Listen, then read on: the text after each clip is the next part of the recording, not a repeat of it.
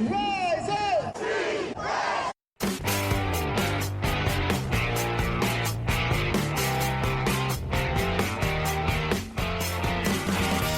This is the Rise Up See Red podcast, all about the Arizona Cardinals and the NFL, featuring insider and outsider perspectives. Enjoy the best hour of Cardinals talk on the web. Now here are your hosts, Jess Root and Seth Cox.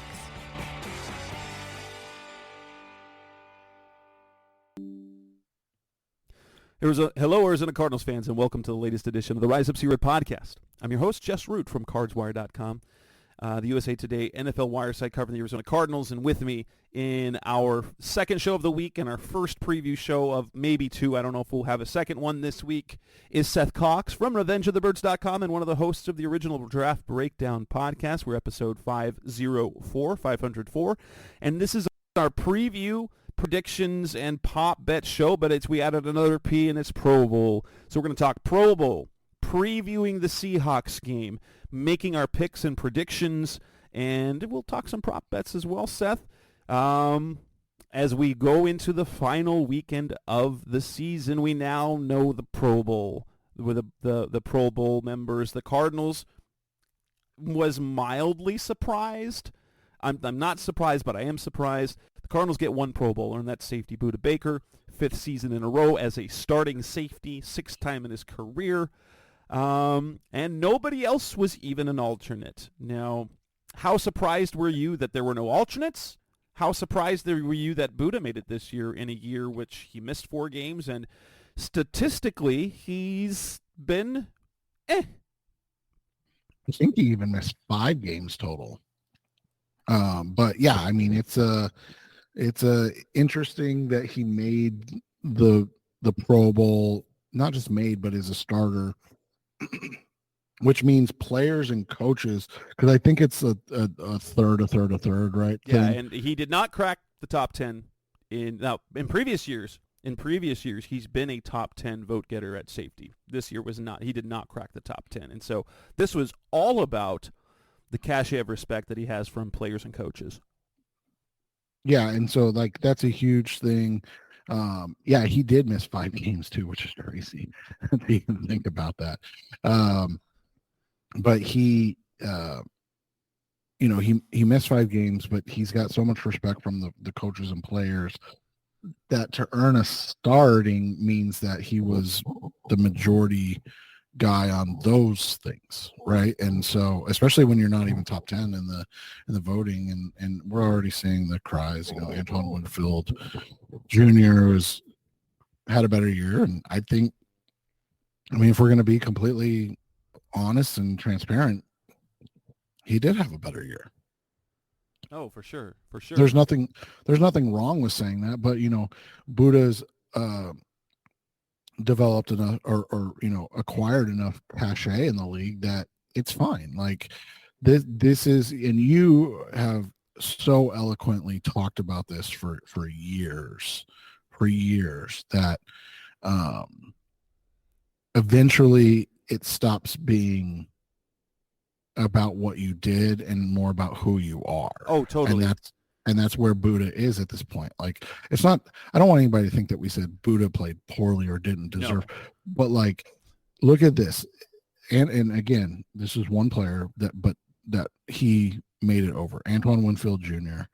He's played every game this season. He has 3 interceptions, 12 passes defensed, 5 forced fumbles, 4 fumbles recovered, 5 sacks, 117 total tackles, 73 solo, 44 assisted, and 5 tackles for loss. Well, even look at Jalen Thompson, who you could argue that Jalen Thompson's had the better season between he and Budda, and that's it's unless you come in as a highly touted player in the league, usually unless you are fantastic as a rookie, or if it takes any time for you to develop. And this is an old adage in the NFL when it comes to Pro Bowls. You usually aren't a Pro Bowler the first time you deserve it, and you're usually there for one more than you should, is usually how that goes. Now, I don't want to say that age 27, almost 28 years old, that no, he's not past his prime at all. It's just you just look at the amount of games played to only play 12 games this year, to be on the worst defense in the NFL. And he's got 77 tackles, which is second on the team, 5 tackles for loss, but he hasn't gotten his hand on a pass. He hasn't created any turnovers, hasn't had an interception. And so statistically, he's been very, very, for lack of a better way for kids that young people know, he's been pretty mid in terms of statistics. That's not to say about his impact, his importance to the team, but he does. This year. It is a legacy Pro Bowl selection, and there's nothing wrong with that because that always happens. If you look up and down the rosters of the Pro Bowl rosters, you're going to see some guys that are like that. When Chris Lindstrom, who's a fantastic player, is Chris Lindstrom still one of the best guards in the NFC? I don't know. I don't know at his age. Yeah, and it's just it stinks that that's what it comes down to, but at the same time, you're not going to take anything away from a guy like Budda. He deserves it. He's a fantastic player, and he's he works very hard to be where he's at. I mean, you look at it this year, like you said, you've got a great mix of everything. I mean, you've got young guys, you've got older guys, you've got, like you said, you've got guys that probably deserve it, probably that don't deserve it. It goes back to what we said, though, right? A couple weeks ago. Wouldn't you have liked to have made that trade for Montez Sweat, Pro Bowler Montez Sweat now at this point? Right. Like to see what he's done this year. But, and Budda is not the only guy that is probably close to a legacy pick. He's probably the most. Well, it's interesting because you know how Budda got the recognition early. It's when he made I think one of the things that was helpful was being a special teams Pro Bowler his rookie season, because then players knew who he was. Right. But I mean, this is and nobody, I mean, people may not even agree with me on this, but like you look at a guy like Aaron Donald, one of the best players in the history of the NFL. This season, his own teammate, rookie Kobe Turner's probably had a better year than him. And he's not even an alternate. Like he's the same type of thing. Like, and so now Aaron's played a more impactful season than Budda, so I don't want to take anything away from Aaron, but like those are the type of things that happen, and so guys like Aaron Donald next year will probably still be in it, right? I mean, Bobby Wagner one of the best inside linebackers in the NFL when you're talking about something that we'll get to shortly, having, playing for one of the worst run defenses in the NFL? Probably not. But I mean, and we don't have anything to like compare it to, right? Because we don't have an inside linebacker that we would want. But like, I'm sure there are some teams that would be like, or some fans that would be like, oh, I can't believe this guy didn't make it, or this guy, TJ Edwards of I know the Bears were kind of upset he didn't make it. And Edwards has had a fantastic season, and things like that. And so, it's. I don't take anything away from Budda, right? And then you look at, were there snubs? And because we work with the internet, you have to write about snubs for your team, even if no one was probably snubbed. I cannot say. I'm like, I wrote about 2 players. I think you maybe could make an argument for 3 players that could have probably. And I wrote it for this point of view. On Thursday, was snubbed as alternates, because there's no way you could have put this. Like Trey McBride is one of them. Now, impact that he's had over the last 9 games, I broke it down. He has 63 catches in his last 9 games, and if you extrapolated his last 9-game production over an entire season, he would have 119 catches for over 1,100 yards. That's insane. one, and it probably wouldn't happen. But you can't honestly. There's no one who could honestly say, yes, Trey McBride deserved a Pro Bowl berth over George Kittle, who is back over 1,000 yards receiving this year for the first year in a few. Kittle, who is, still one of the 5 best tight ends in the NFL in terms of both, and one of the best all-around ones because he is a fierce blocker and incredibly productive in the past game. Or Sam Laporta, the rookie in Detroit, who's got 80-plus catches, almost 900 yards, and 9 touchdowns. McBride was the only player on the Cardinals to crack the top 10 in fan voting. And for those who don't know about fan voting, we know it comes down to 2 things. There are literally 2 things that matter for fan voting. Team popularity and fantasy production. And because of the last 2 months, McBride's getting attention because of his fantasy production. You can't really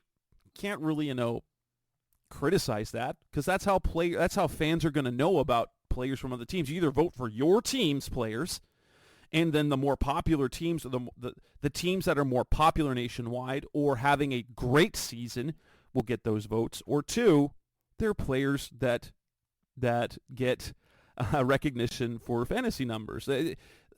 James Conner, a couple of years ago when he won the Pro Bowl, he was not one of the best running backs in the NFL, but however, the 20 touchdowns that he scored got a lot of attention. When you score a lot of touchdowns, that gets players' attention, it gets coaches' attention, and it definitely gets the fans' attention because he was a fantasy superstar.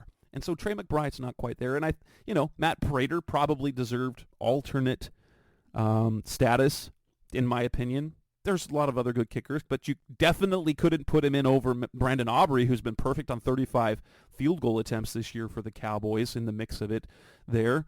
And so, and then maybe Connor, who's threatening. Like, he could crack 1,000 yards this year. He was 110 yards away from 1,000 yards on the season. And you could say, that he maybe could be an alternate. But if you look at his, week-by-week numbers, it's been inconsistent. He's been hurt. And so, while we get it. Because he hasn't had the monster fantasy production, he just wasn't going to get the same thing. So I'd say those 3 deserve recognition. And a player to watch moving forward would be Paris Johnson, because he's a top 10 pick. I told you on the last show that his teammates call him All-Pro P. I would imagine in the next year or 2, if he continues, that because he already comes in with that cachet of expectation, we could see him reach that level. But other than that, look at this team. Nobody else is a Pro Bowler. I still think Prater should have been. I get why Brandon Aubrey, just from a pure, like you said, fantasy points perspective, and he did a nice job kicking long distance as well this year. But I just thought that what Prater did this year, in the situation he was in, was so impressive. But Aubrey was 35 from 35 from field goals. Like, he didn't miss a field goal all season, so it's tough. I get that portion of it. And like you said, maybe James Conner. But you look at the running backs, right? Who are you, like Christian McBride? No, Christian McCaffrey. There's no way he's far and above. Like, he's the best running back in football this year. Right. And so then you look at it and you've got the reality that maybe one of these guys, is a late ad alternate, right? That still happens every once in a while, but probably not from this group of things. So we'll see how it all kind of works out and everything. But,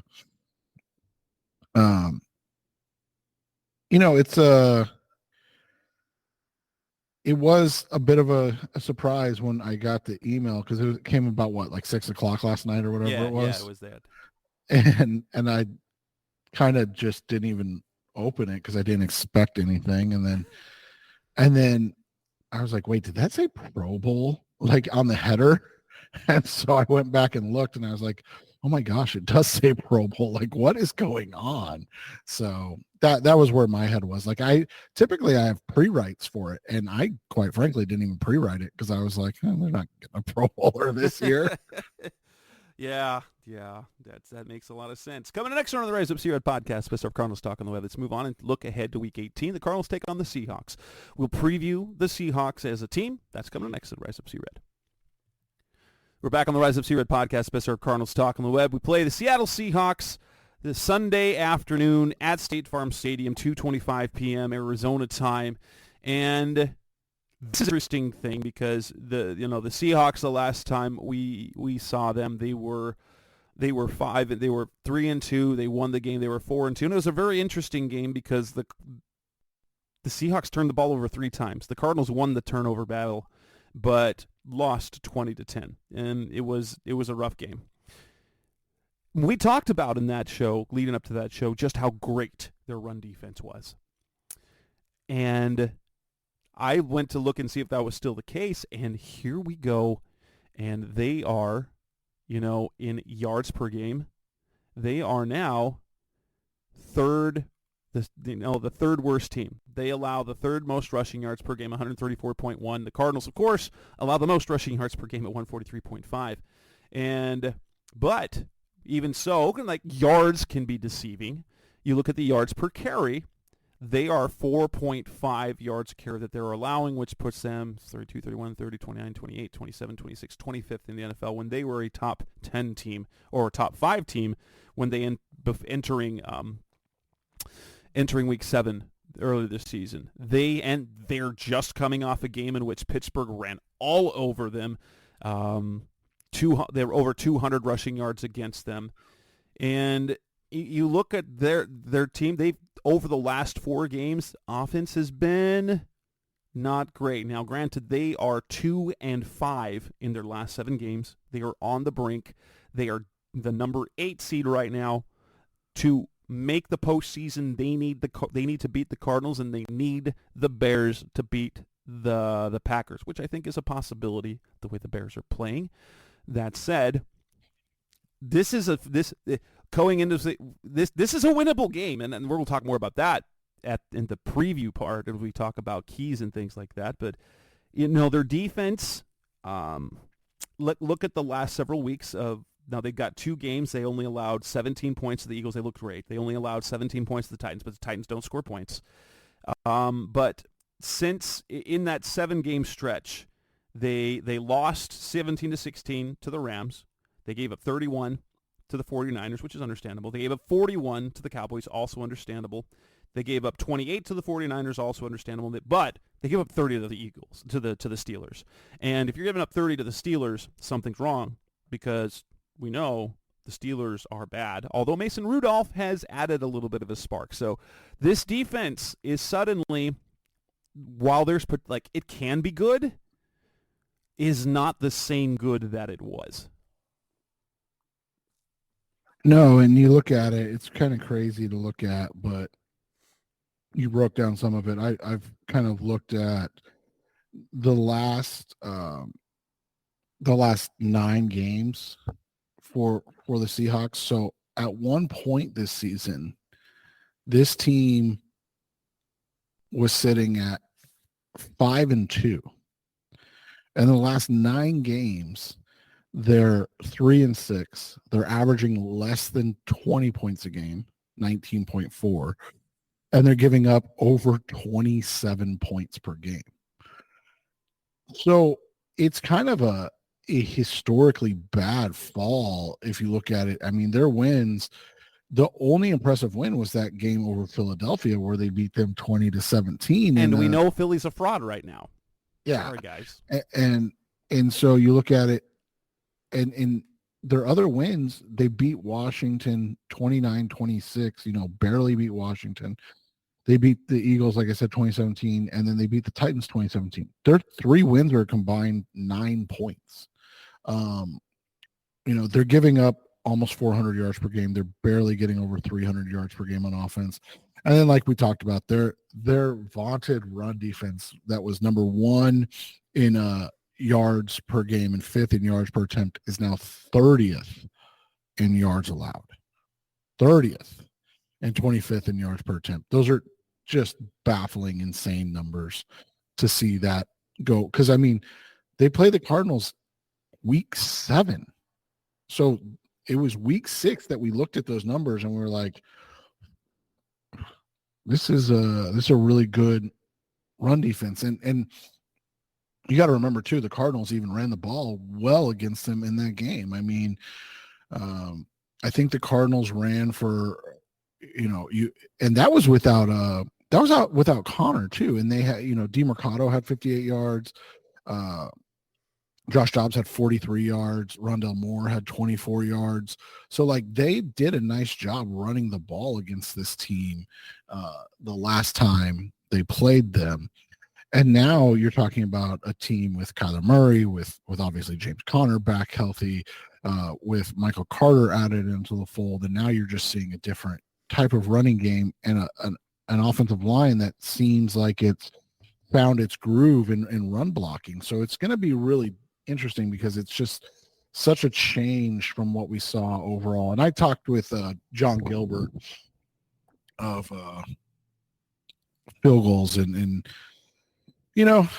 it's interesting because I feel like they're in a as fans, they're in a spot where they kind of can't complain because they've had it so good for so long, and they understand that this is kind of the last hurrah of Pete Carroll.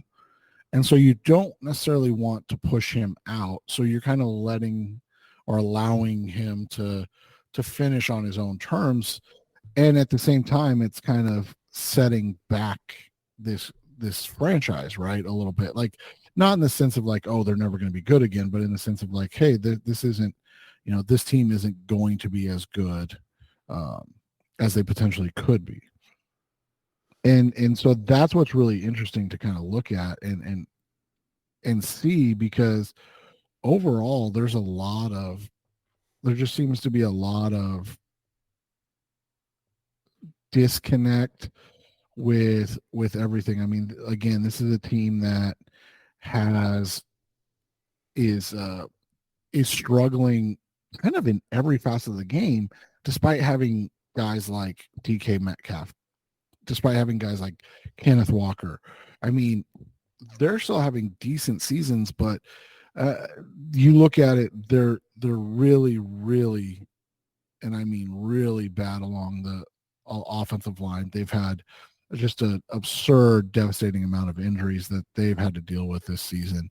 And then defensively, it's been a combination of injuries and change in scheme and other teams getting enough film on their scheme and adapting to what they were doing. And I don't think we ever really expected to see that in a Pete Carroll-led team. No, but even still, this is a defense that has 3 Pro Bowlers, right? You've got Bobby Wagner, you got Devon Witherspoon, and then you've got Julian Love. And so they still have talent there. I guess if you're going to look at their money stat, is if you look at their last, 1, 2, 3, 4, 5, 6. So we'll go back since their 5-2 start. So we look back at those 9 games.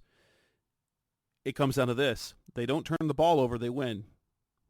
They have 3 wins in the 3 games that they haven't turned the ball over. And then the other 6 games, they turned the ball over.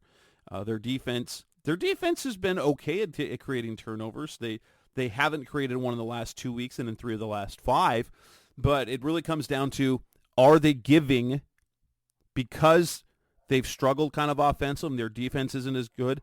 So if they turn the ball over, giving the opponent an extra possession, that's more than they can overtake. That's more than they can overcome. But like even with their struggles offensively, because they haven't scored more than 23 points. In fact, it's been 16, 20, 20, 23 over the last month. And then before they had the 35 against the Cowboys. It was 13. It was 16. So they have a 1 game of 35 points in their last 1, 2, 3, 4, 5, 6 games. That is really kind of skewing their numbers. After the 5-2 start, they did 3. They had 29, but then it was 16, 13, 35, 16, 20, 20, 23.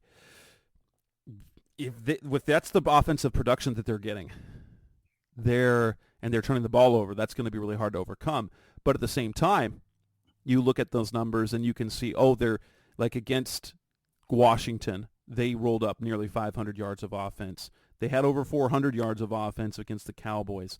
They approached 400 yards against the Steelers. And so that's a team that can still move the ball, which, the Cardinals struggle. And so, as we look at the keys, if the Cardinals do what they did against Philly, that's one thing. If they aren't able to control the ball, then it's going to be a different story. But yeah, if the Cardinals can create a turnover, then that's kind of the money stat. That in 3 games where they don't turn the ball over, 3 wins. In the last 6 games where they turned the ball over, they lost 6 times. Well, and it's interesting because they don't turn the ball over a lot. They're 5th in turnovers on the season with only 17, which is, a very minuscule number, but they don't cause a lot of turnovers, right? 19 on the season. And then the fact that, like you said, they're starting to struggle in a lot of facets of the game. They're really not a good third down defense. When you look at it, they're 31st ranked third down defense, which is not good.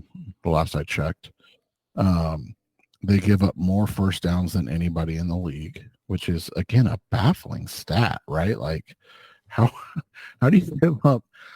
How do you have 3 Pro Bowlers and give up the most first downs in the league? They don't force interceptions. That was something that John talked about. I asked, because it's the end of the season and maybe not for them, but for the Cardinals. And so one of the questions I asked, who was a big surprise, who was a big disappointment this season? And one of the big disappointments is Reek Woolen, a guy that, I loved last year. We talked about earlier this year when they played him. This was a guy that was a Pro Bowler last year as a rookie. And this year he's just kind of been, I don't want to say bad because that's overstating it, but he hasn't been what you would expect in year 2, especially adding a guy in Devin Witherspoon who's a Pro Bowler this year, right? Like you would expect him to take that next step. And so that's been an issue for them. You mentioned it, Julian Love, their safety is a Pro Bowler. He has 4 interceptions that leads the team. And then you look at it, they don't have a double-digit sack guy. Boy Mafi might get there this year, but, Jaron Reed's only got 7, and he's number 2. And then from there, they've got a bunch of guys that have, 4.5 sacks on the season. They traded for Leonard Williams. He hasn't really, he's been impactful, but he hasn't really lived. I mean, you think about that trade happened, and they've kind of nosedived since that situation, right? So, you have those issues, but then you have the reality of that, they're spending a ton of money on a guy like Jamal Adams, who's played 9 games this year. They're spending a ton of money on Geno Smith, who's missed games this year and hasn't been as effective as he was last year. And he's been kind of the definition of an average quarterback. And so you look at it from that perspective, and it kind of makes sense that they're in this position when nothing's kind of going right. I mean, you look at it, Kenneth Walker last year was a guy that it looked like he was just going to take the league by storm, right? I mean, this is a guy that came in 15 games, ran for over 1,000 yards, 9 touchdowns, over 4.5 yards per carry. And then this year he's barely scraping over 4 yards per carry. And he's a good running back. I mean, we're not taking anything away from Kenneth Walker. We think he's a fantastic running back, but like, it just goes to show how much plays into the overall success of a team. And when you've had, and again, I don't do a lot of fact checking in these things because I, quite frankly, like I trust them to tell me what's going on. But they've told me, or that John told me that, both starting tackles, both starting guards, and the starting center have all been out at different times this year. That, I mean, we've seen that with the Cardinals. It's one of the things that, when injuries happen, whether it's along the defensive front line or the offensive line, it makes it really difficult to be successful. And you don't want to make excuses for a team, but it just does seem like even if Seattle is able to win this game and sneak into the playoffs, it doesn't seem like they're built for any success in the playoffs based on what we've seen over the last 9 weeks. Coming up next on the Rise Up Sea-Red podcast, the best of Cardinals talk on the web. Let's move forward to talk about keys and matchups. That's what we're doing next. Coming up next on Rise Up Sea-Red. We're back on the Rise Up Sea-Red podcast, best of Cardinals talk on the web. Let's look ahead now to the matchup. And I think is if we talk about keys, one, create turnovers. Two, the blueprint that they did against Philadelphia, that will also work against Seattle, because to mitigate, because the Seahawks do not stop the run well. If the Cardinals can run the ball and stay on schedule and keep the ball away from Seattle to where the Cardinals defense doesn't have to be on the field for long, because guess what? We know the Cardinals defense is bad, and that's fine. That's what you get on an under-talented team that's missing players due to injury. And so if they can do that, if like offensively, if they can be as efficient as they were last week, and they were efficient, and they sputtered in the first half on those first 3 possessions. And so like this is a game where if they are, I'm not saying not punt, but yeah, if they don't punt, I think they'll probably win the game. But yeah, they're kind of the same vibes. If their offensive vibes are the same as they were last week, they can mess around and win this game, which, that's a little bit worrisome. But it's exciting, but then you're like, but the draft.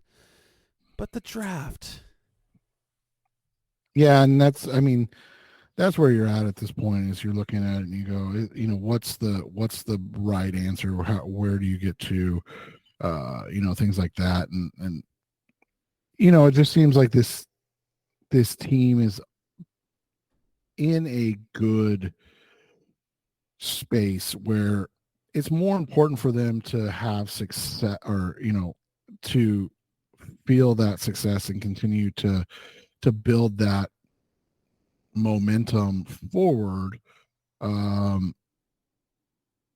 it is to be like, oh, well, they're going to miss out on Marvin Harrison Jr. And so I think that's where you're at this point. Like it would have been different if they were sitting at 2 wins, right? Like you look at it and you go, hey, they won that first game, Tyler's back, and then they're 1-6 now, and it is what it is. Like, we're off to next year, and now we can debate the quarterback situation and blah, blah, blah.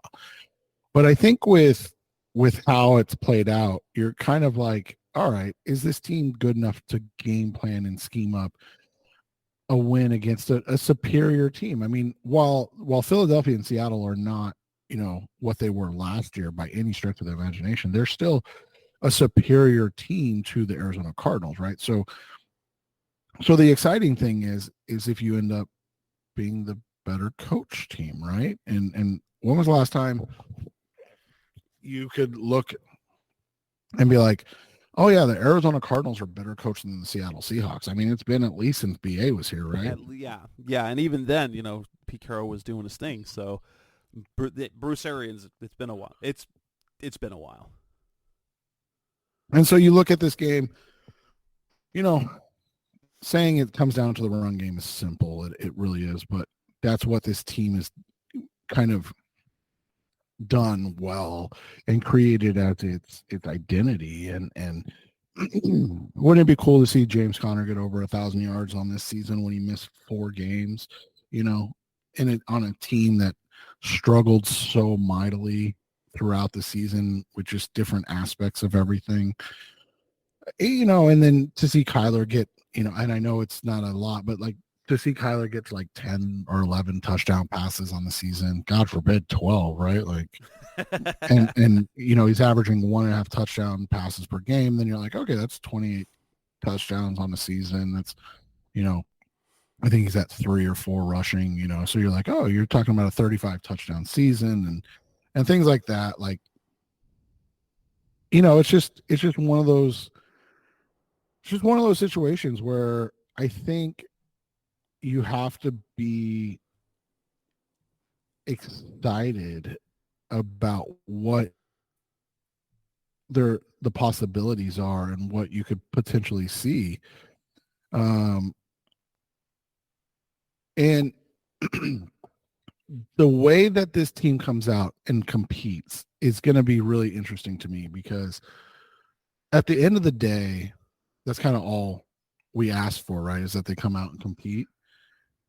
And if they come out with another fantastic game plan, and by the way, the reality of them doing what they did to the Seahawks is probably pretty slim, right? Like the way that they all controlled that game was something I haven't seen before. I don't know about you, but like I genuinely don't remember the last time I saw a team have a 40-20 time of possession. No, that's crazy.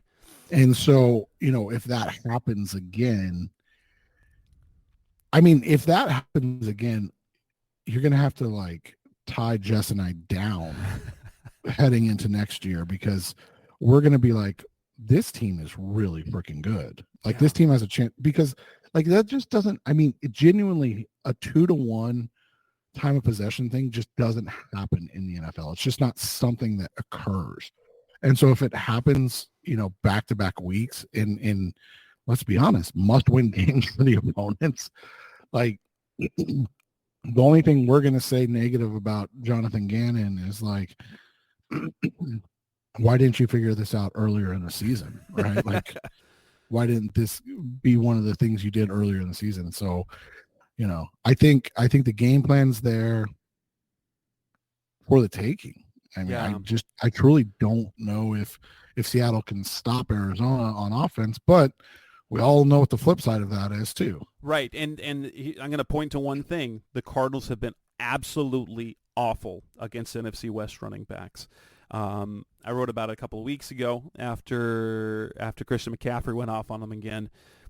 Ken Walker has had the worst game of all the NFC West running backs against the Cardinals, and that was a 105-yard performance. And if that's the worst that you're doing, that's bad. That's bad for the Cardinals. The running backs have averaged more than 160 scrimmage yards per game in their 5 division games and 2 touchdowns a game. So Ken Walker becomes kind of the focal point, because if he gets going, we know that the Cardinals will give up point. Like if he goes off at all, then you're going to see DK Metcalf. Then you're going to see Jackson Smith and Jigba seeing big plays in the pass game, because we've seen the porous pass defense that the Cardinals are getting. And it looks like, I haven't seen the injury report yet today, but I'm guessing, did Garrett Williams not practice again today? I'm guessing that was the case, and we're probably looking at no Garrett Williams for the finale, which means Jalen Thompson in the slot. And as much as we like Jalen Thompson, he can play in the slot. The Cardinals are not good as a defense when he's there. No, they're not. And it's just it's an unfortunate thing. I don't see today's injury report yet. Darren Urban hasn't posted it. That means yet, Seattle hasn't. Seattle, it's because they're now an hour behind us right now. Yeah, so it's coming probably within the hour. So, yeah, and so we'll see, but there's going to be issues. I mean, on this defense until they add more bodies, and obviously quality bodies is the first part, but the reality is they just lack bodies in general. I mean, I mean, you and I've talked about it. I've just genuinely never seen a team be down their top 5 defensive linemen in a season. Like, it's just and I know Lecky could be back this week, but like, that's just a baffling situation to even kind of think about. Anything else in terms of any matchups that we want to look at for this game, or are we basically just looking at the offense versus Seattle's defense and just hoping that they control the ball? Because if Seattle gets the ball, they're probably going to move the ball because let's be honest, the 20 minutes that Philly had the ball, they still scored points. They scored 24 points in 20 minutes, and then they had 275 yards of offense in 20 minutes. Like, and then on top of it, they had the defensive score, so there was still 24 offensive points in 20 minutes of game time. Right. And that's what's crazy about that whole situation. And you kind of hit it, right? Like, you look at the number of plays they ran and how many yards they had per play. And it wasn't like the Cardinals were doing anything productive to stop them. I mean, they averaged 6.5 yards per play. Honestly, it came down to basically two possessions. It came down to the very first possession and the very last possession. They forced the punt on the first possession, and they got Jalen Hurts. They read the power run play that Hurts was doing. They set him up for that negative play, and that set up the field goal, and that was basically the difference in the game. Right, which is insane to think about because, 4 or 6.5 yards per play. The crazier thing is that the Cardinals averaged 7 yards per play. So they were so good. They were so good. So yeah, that we're kind of. So how much can they keep the Cardinals can keep the Seahawks offense off the field? Because we know that the defense is probably not stopping them. Probably not. Right, and that's what makes it tough because you can look at the matchups and you can look at everything, but the reality just is that there's just not. I mean, especially for the Cardinals, there's just not a lot to go off of. There's just not a lot of. There's not a lot of matchups that you look at and you go, hey, they have an advantage here because they just haven't been at an advantage, especially on the defensive side of the ball, probably for the whole season, outside of the Dallas game where they just played out of their mind. But like I said, when you're down your top 5 defensive linemen and both of your starting inside linebackers, that's just the fact that they're competing. And I know it's not pretty, but the fact that they're competing tells me all I need to know about Jonathan Gannon heading into year 2. Yeah, and that's exciting. That's super exciting. Coming up next on the Res Up Sierra podcast, the best of Cardinals talk on the web. Let's talk about our final segment, which would be our picks and our prop bets. That's coming up next on Rise Up Sierra. We're back on the Rise Up Sierra podcast, best of Cardinals talk on the web, wrapping things up on on your favorite segment of the show where we make our predictions. We talk about the best prop bets to make. Sorry on the DeAndre Swift props for last week. Sorry about that. That wasn't our fault. We were on the right train of thought. But who knew? How in the world were we supposed to predict that the Cardinals were going to have the ball for 40 minutes? And the truth is, he still almost hit that over. Had they had one more possession. He averaged 4.7 yards per carry. His over-under was 15.5 carries, and he only got 13 carries. That's a baffling thing, man. So hitting the alternate over of 50, that was a good one to cash in on. That went well. Actually, my props all went very well because I laddered a couple. I laddered the over and the alternate line of 50. That went well for me. I wish I would have done a little bit more. I laddered Connor's over with 60 plus, and because I got even odds on that, I got plus 100 and plus 110. And I didn't want to get greedy, but dude, you'd cashed in. If you'd have gone all the way up to plus 100, you would have cashed in. And yeah, last one was a really good weekend, and I just had the one stinker for the underdog pick, and Jacksonville shut out the Panthers, but the Raiders did their thing.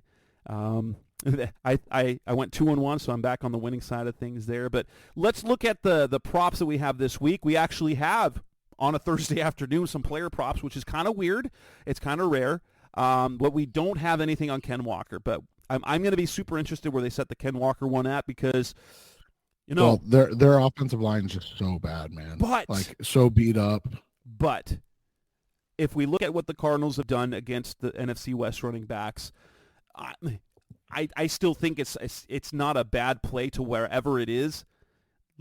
Take the over and ladder it all the way to 100 yards. Even though their offensive line is bad, it's just going to be a matter of how much they're on the field and how healthy Walker is. Because if he's available, the Cardinals have not stopped. They have not stopped an NFC West running back this season.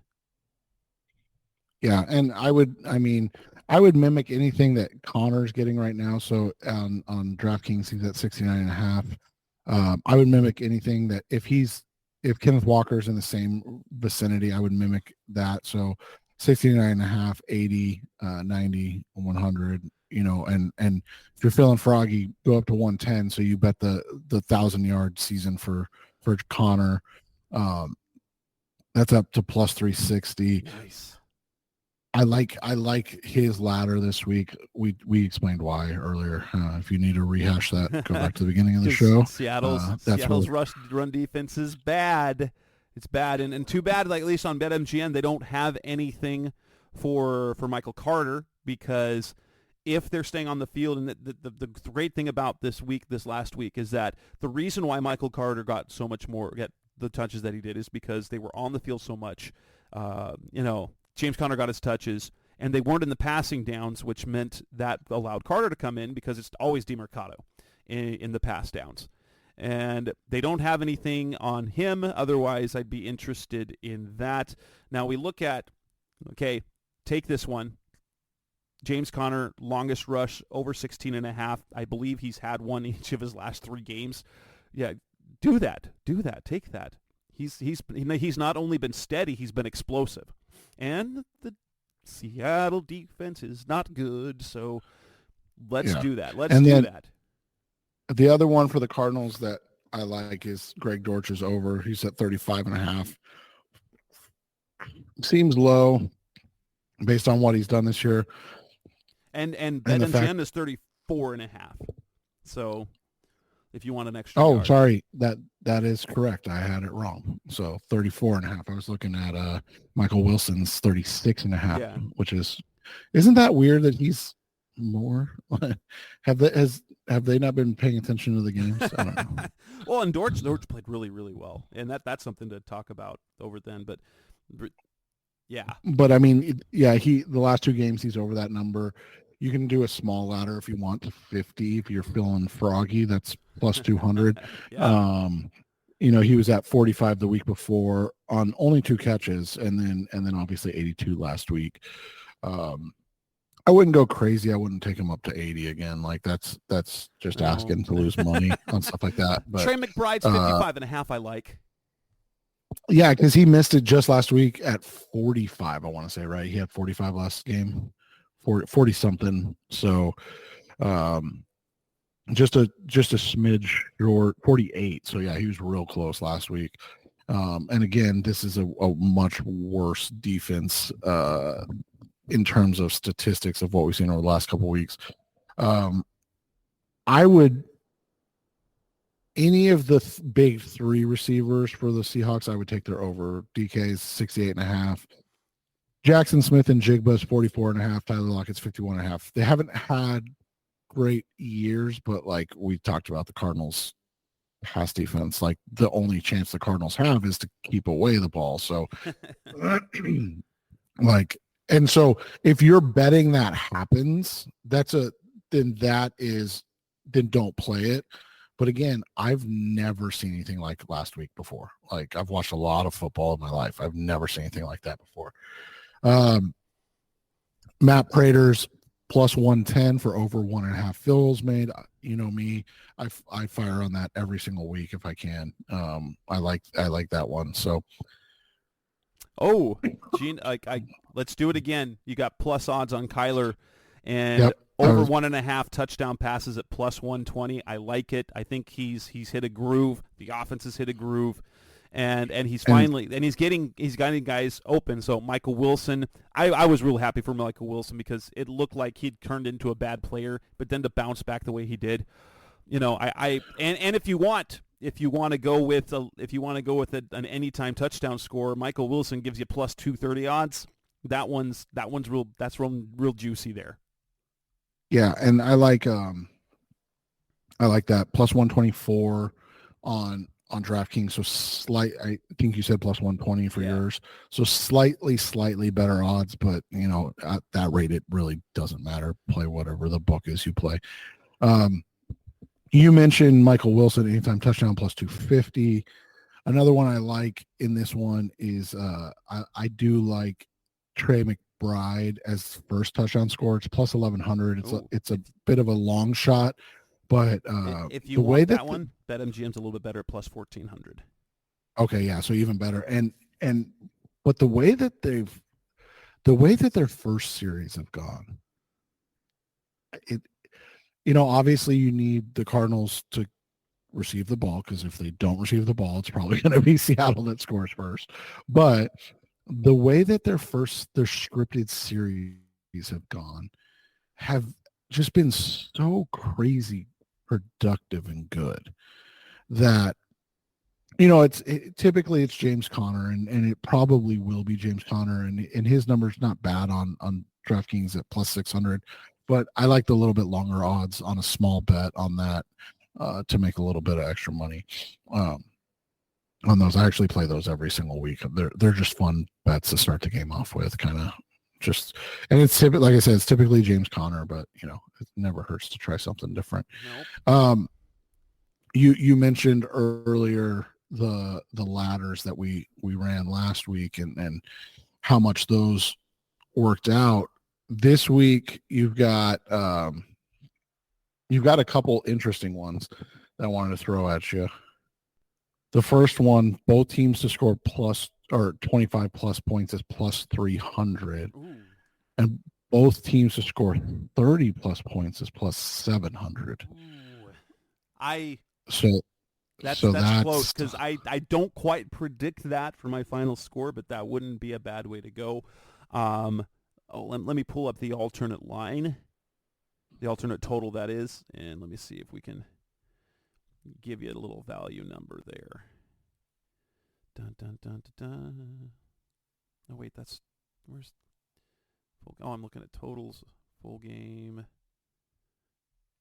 They kind of tanked it this week. It's 52s on this one's only plus 146, 52.5 plus 152, which okay, isn't. So I do like that, because at least at over 50 is still plus odds at plus 105. That's not crazy, but I like it. No. I like it better than the standard minus 110 at 48. But they definitely tanked the odds this week, knowing that the Cardinals can't stop anybody. Well, we cashed that in last week. Final score predictions. Right. What do you think it's going to be? I'll give you mine in a second. But how do you think this game's going to play out? Man, this is a tough one. I really want to take the Cardinals to win this one. But every time I trust the Cardinals to win, they remind me that they're not a very good team. So I don't know if it's reverse jinx or whatever, but I'm going to take the Seahawks to win this one. I'm going to go 35-31 Seahawks win. And I'm going to go a little bit less scoring. And maybe this is honestly wishful thinking for the Cardinals to move the ball well, but still in the end lose, right?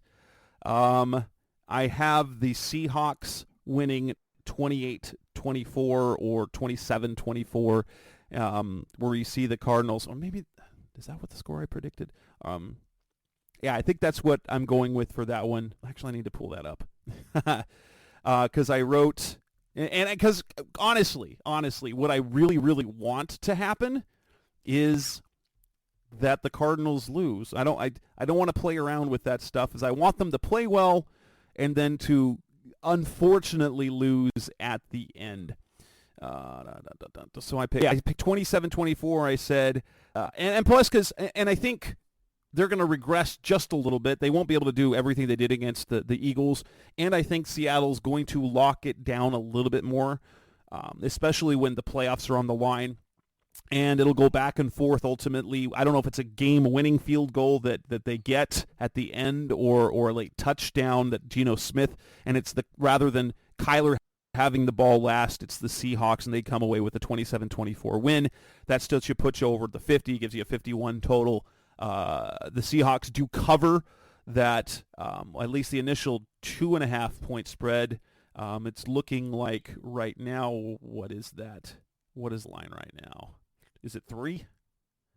Yeah, it's up to 3. It's up to 3. So, maybe if you're looking to bet the spread, take an alternate spread at Seahawks -2.5 and just take the slight, instead of -3 which is -105, lose a few bucks and take the -2.5 at -120, if you want to go that route.